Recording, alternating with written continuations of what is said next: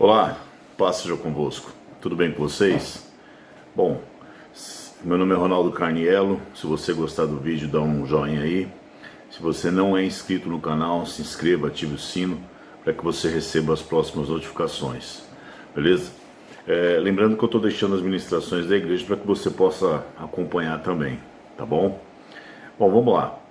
Eu sei que uma das grandes dúvidas que as pessoas têm principalmente quando ela se converte, começa a ter uma vida com Deus e uma caminhada com o Senhor, ou tem essa vontade de passar a ter uma caminhada com o Senhor, saber como que ela descobre, né? Como que ela faz, como que ela age para poder fazer a vontade de Deus. Eu sei que não é um assunto que se fecha simplesmente em algumas regrinhas, mas eu quero passar alguns passos, algumas diretrizes para que você tenha uma noção de como fazer a vontade de Deus na sua vida. A primeira coisa que eu quero passar para você, lá em Colossenses 3,15, diz: seja a paz de Cristo o árbitro em vossos corações.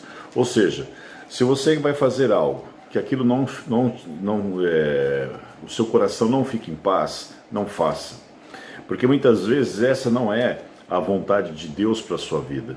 E isso é um bom indicativo de que aquilo não é algo que vá te trazer uma solução boa e uma solução correta daquilo que você vai fazer.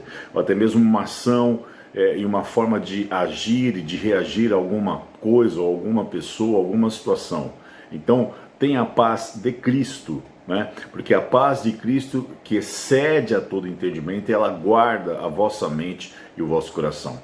A segunda coisa que eu quero destacar é: se o que você vai fazer vai escandalizar o seu irmão.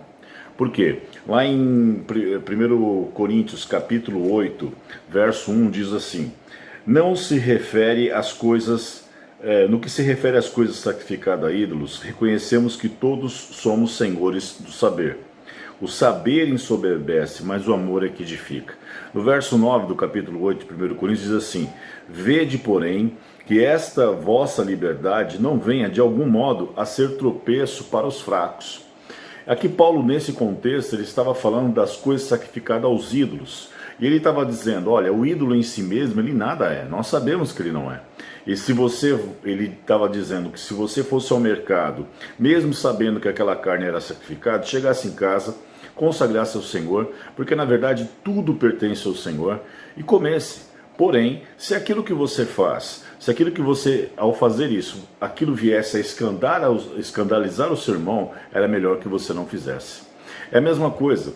Existem situações na sua vida que para você não é um problema nenhum, mas só que de repente aquilo pode escandalizar o seu irmão, né? Então, se aquilo que você está fazendo vai escandalizar o seu irmão, por amor a ele é melhor que você não faça. Eu poderia colocar várias situações aqui, né? E você tem uma noção, né? Por exemplo, tem pessoas que bebem um vinho, alguma coisa do tipo, mas se isso escandaliza o seu irmão, é melhor que você não faça, ok? Terceira coisa é: aquilo que eu vou fazer vai glorificar a Deus?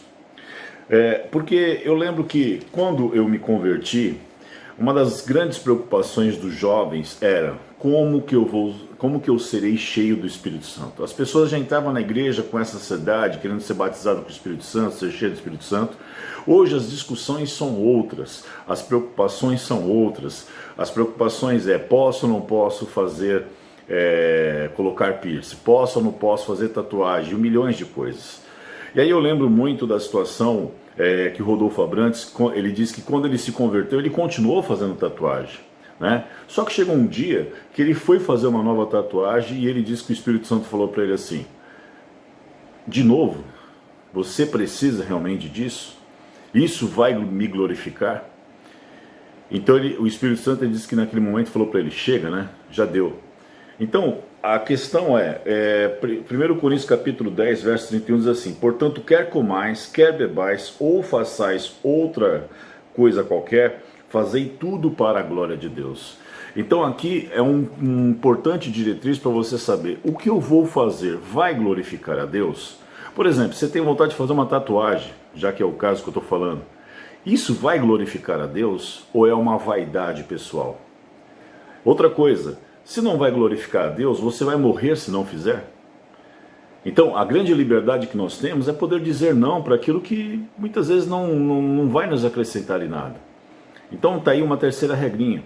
E aí, dentro desse contexto todo, eu poderia dar a outras coisas, mas só para simplificar, tenha como base a palavra de Deus. Por isso que lá em Timóteo, 2 Timóteo capítulo 3, verso 16 e 17, diz assim: toda a escritura é inspirada por Deus e útil para o ensino, para a repreensão, para a correção, para a educação na justiça, a fim de que o homem de Deus seja perfeito e perfeitamente habilitado para toda boa obra. Ou seja, a palavra de Deus, ela te capacita a ser um homem, uma mulher perfeito e perfeitamente preparado para fazer a vontade de Deus, ou seja, toda boa obra.